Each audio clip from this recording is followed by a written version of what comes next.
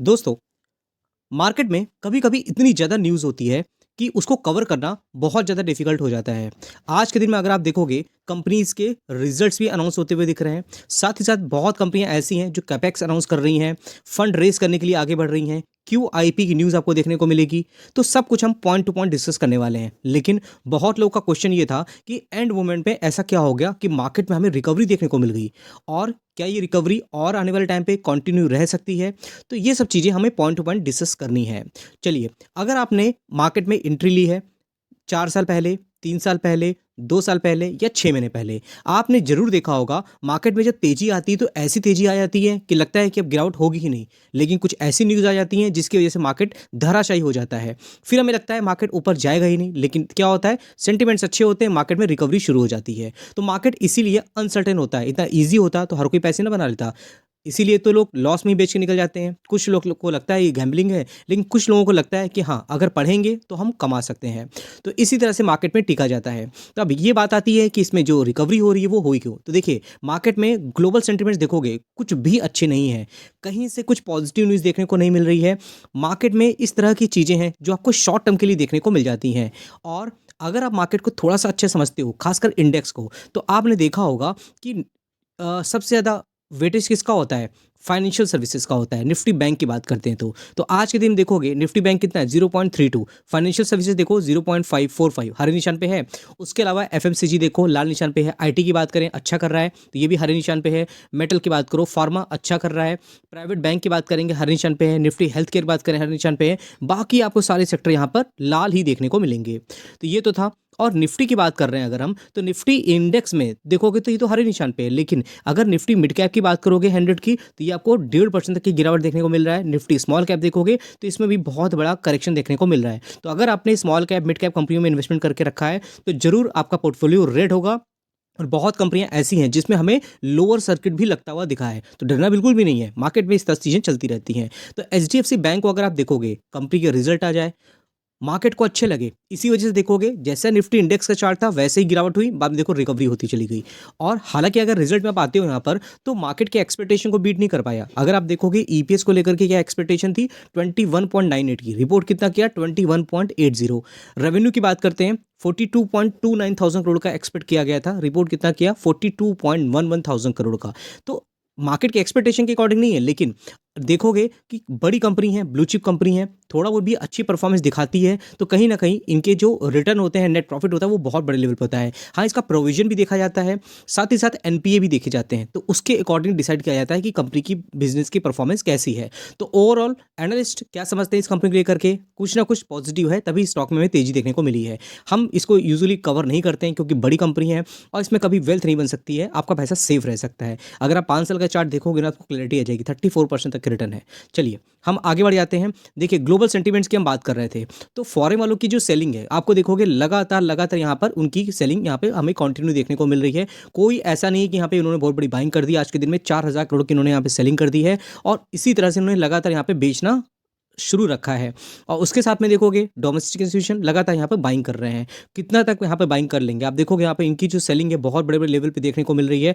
और अगर ऐसी इन्होंने सेलिंग कंटिन्यू रखी तो मार्केट में और ज़्यादा गिरावट हो सकती है। अभी तो 23,000 का लेवल हमने देखा है, आने वाले टाइम पे ये जो लेवल है हो सकता है 22,000 या 21,000 तक भी चला जाए। ये कोई, मैं अब कोई ऐसा नहीं बोल रहा हूँ कि मैं बहुत ज़्यादा फ्यूचर प्रोजेक्शन दे रहा हूँ, बिल्कुल नहीं है। लेकिन इनका जो सेलिंग है लगातार देखने को मिल रही है और ज़्यादा मार्केट में प्रेशर होगा। कंपनी की जो अर्निंग्स है वो बहुत अच्छी नहीं आ रही हैं। कुछ अगर कंपनियों को छोड़ देते हैं तो, अगर इसी तरह से रिजल्ट्स आते रहे तो कहीं न कहीं मार्केट में और ज़्यादा प्रेशर क्रिएट हो सकता है। तो ये हमारे लिए अपॉर्च्युनिटी है कि हमें मार्केट से निकल जाना चाहिए, ये आपको डिसाइड करना है। क्योंकि अगर आप देखोगे कोविड के टाइम पे लग रहा था सब कुछ खत्म हो जाएगा, लेकिन क्या हुआ, वापस तो मार्केट गया ना। और अगर आप लॉन्ग टर्म का चार्ट देखोगे तो निफ्टी हमेशा आपको अप ट्रेंड में ही जाता नजर आएगा।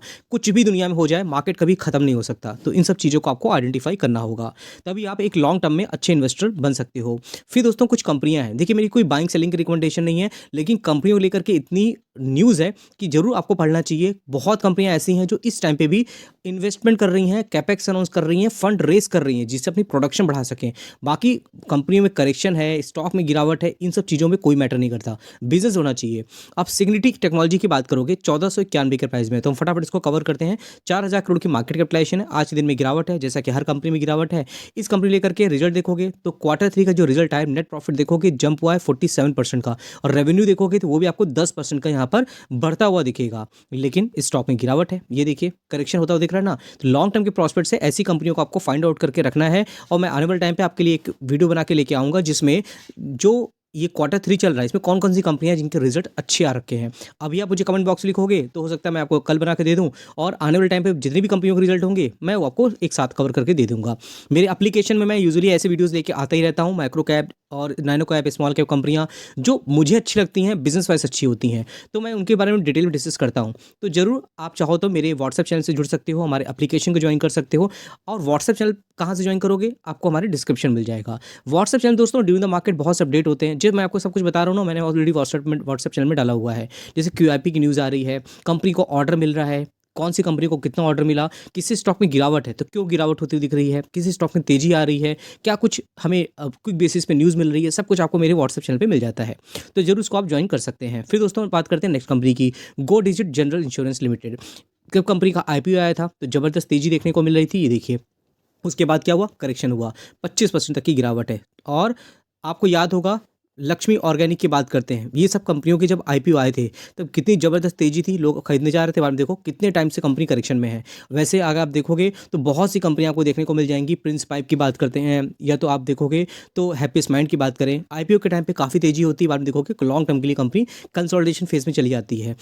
उसी तरह से देखोगे यहाँ पे तेजी थी, फिर करेक्शन होगा। जिन लोगों ने यहाँ पे ले लिया वो कहीं ना कहीं परेशान होंगे। 26,000 करोड़ की मार्केट कैपिटलाइजेशन, लेकिन बिजनेस वाइज कंपनियां अच्छी हैं, होल्ड करना बहुत मुश्किल हो जाता है। गो डिजिट क्वार्टर 3 रिजल्ट देखोगे, ग्रॉस रिटर्न प्रीमियम की बात करते हैं 10% बढ़ा है, 2670 करोड़ देखने को मिल रहा है। नेट प्रॉफिट देखोगे तो 74% का यहाँ पे बढ़ता हुआ दिख रहा है। तो रिजल्ट तो अच्छे ही आ रहे हैं ना। अब मार्केट को एक्सपेक्टेशन क्या है और मार्केट को अच्छे लगते हैं तो यहाँ पे चेयरिंग देखने को मिल जाता है। कल आप इन कंपनी को अपने फोकस में रख सकते हो। ग्रेविटा इंडिया की बात करते हैं, यूजुअली आप देखोगे मार्केट में जब बहुत करेक्शन होता है, पोर्टफोलियो की बात करते हैं, तो कहीं ना कहीं ऐसी कंपनी के बारे में यूजुअली डिस्कस करते रहते हैं। हालांकि मेरा कोई रिकमेंडेशन नहीं होता है, लेकिन आप देखोगे ये जो कंपनी है स्क्रैप से रिलेटेड कंपनी कामकाज करती है। आप देखोगे 4600% तक रिटर्न बना के दे चुकी कंपनी, और अभी करेक्शन देखने को मिल रही है, और 15,000 करोड़ की मार्केट कैपिटलाइजेशन भी चली गई है। अभी इस कंपनी के रिजल्ट भी हमें देखने को मिले हैं। कंपनी के रिजल्ट देखोगे मार्केट के एक्सपेक्टेशन को बीट किया इसने। EPS देखोगे तो 10.70 की एक्सपेक्टेशन थी, कितना हुआ 11.35। रेवेन्यू देखोगे तो ताबड़तोड़ रेवेन्यू आते हुए दिख रहे हैं, 922 करोड़ का एक्सपेक्ट किया गया था, और यहाँ रेवेन्यू कितना आया 996 करोड़ का। तो बहुत ही शानदार कंपनी के रिजल्ट आए हैं। मुझे पर्सनली कंपनी अच्छी लगती है, आपके क्या व्यूज़ है मेरे साथ आप शेयर कर सकते हो।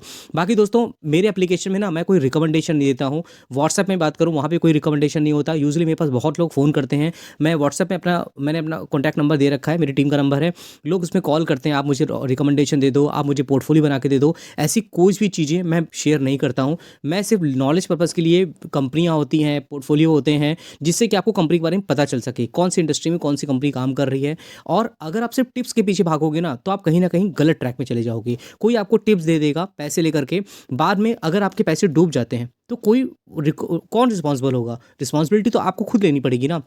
तो सबसे अच्छा होता है कि आप वॉच लिस्ट बनाओ, अपना खुद से रिसर्च करो, और आपको कौन सी कंपनियां अच्छी लगती हैं तो आप अपने पोर्टफोलियो में उसको ऐड कर सकते हो। नंबर ऑफ कंपनियां देखिए, 8,000 कंपनी में से अगर हम सपोज 80 कंपनी भी कवर करते हैं तो आपके लिए ऑलरेडी शॉर्ट लिस्टेड तो हो गया ना। अब 80 कंपनियों में कौन सी कंपनी अच्छी हैं उसके लिए तो आपको कहीं ना कहीं थोड़ा बहुत मेहनत करनी पड़ेगी। तो चलिए, अगर हम ग्रेविटा इंडिया की बात करें तो इसके रिजल्ट तो अच्छे आए हुए हैं, लेकिन उसके साथ में अगर आप देखोगे यहाँ पर तो और बहुत सी कंपनियाँ हैं जिनकी परफॉर्मेंस अच्छी होती दिख रही है। तो आप देखोगे यहाँ पे ग्रेविटा इंडिया के अगर आप आर्टिकल भी पढ़ोगे तो यहाँ पे आपको देखने को मिल ही रहा है। रिसाइकिल से रिलेटेड इसका कामकाज देखने को मिलता है, स्क्रैप से रिलेटेड कामकाज देखने को मिलता है। हेरिटेज फूड की बात करते हैं, आप देखोगे मार्केट पे करेक्शन था, इसमें देखिए जबरदस्त यहाँ पे रिकवरी होती हुई दिख रही है। और इस कंपनी में जो रिटर्न बने हुए हैं, मैक्सिमम चार्ट देखो, बहुत ज़्यादा वॉलेटिलिटी आपको देखने को मिल जाएगी, और कुछ टाइम से यहाँ पे काफ़ी ज़्यादा करेक्शन देखने को मिल रहा है। अब इस कंपनी की जो रिजल्ट आए हुए हैं अगर मैं आपको दिखाऊं, यहाँ पर देखिए EPS लेकर के 6 का एक्सपेक्ट किया गया था, 4.64 यहाँ पर हमें EPS देखने को यहाँ पे मिल रहा है। उसके साथ में रेवेन्यू की बात करते हैं, 1.06 थाउजेंड करोड़ का एक्सपेक्ट किया गया था, 1.03 थाउजेंड करोड़ का इसने रिपोर्ट किया है। तो इसी वजह देखोगे मार्केट में यहाँ पे करेक्शन आपको देखने को मिल जाएगा। आप देखोगे heritage food quarter 3 net profit jump 60% to 43 crore पहुंचा है। रेवेन्यू देखोगे 10% टू 1034 करोड़ देखने को मिल रहा है। तो यहाँ पे क्या दिखाया जाता है, जो पॉजिटिव चीज़ें होती हैं वो आपको दिखा दी जाती हैं, लेकिन आप डिटेल में जाओगे तो आपको समझ में आएगा कि जो मार्केट की एक्सपेक्टेशन थी उसको ये बीट नहीं कर पाया। तो ओवरऑल मैं बोलता हूँ इसीलिए कि प्रॉन्स एंड कॉन्स सब कुछ देखना चाहिए, तभी आप चीज़ों को डिसीजन ले पाओगे। अब हुडको की बात करते हैं यहाँ पर, तो housing and urban development corporation 228 के प्राइस में है। देखिए इसमें भी ज़बरदस्त करेक्शन था, बाद में देखिए रिकवरी होती हुई दिख रही है। अब इसमें कंपनी के बारे में देखोगे तो ये 45,000 करोड़ की मार्केट कैपिटलाइजेशन वाली कंपनी है। अब इस कंपनी लेकर के क्या कुछ न्यूज़ देखने को मिल रही है, तो देखो हुडको क्वार्टर 3 रिजल्ट नेट प्रॉफिट 42% तक बढ़ा है। नो न्यू प्रोजेक्ट देखने लोन एनपीए एडेड देखने को मिलेंगे यहाँ पर। तो इन सब जो कंपनियां लोन देती हैं ना, उनके एनपीए बहुत ज़्यादा इंपॉर्टेंट होते हैं, ये देखना इंपॉर्टेंट होता है। प्रोविजन देखोगे तो मतलब पैसे जो हैं जो दे तो रहे हैं लोन के लिए, लेकिन वापस नहीं आ रहे हैं।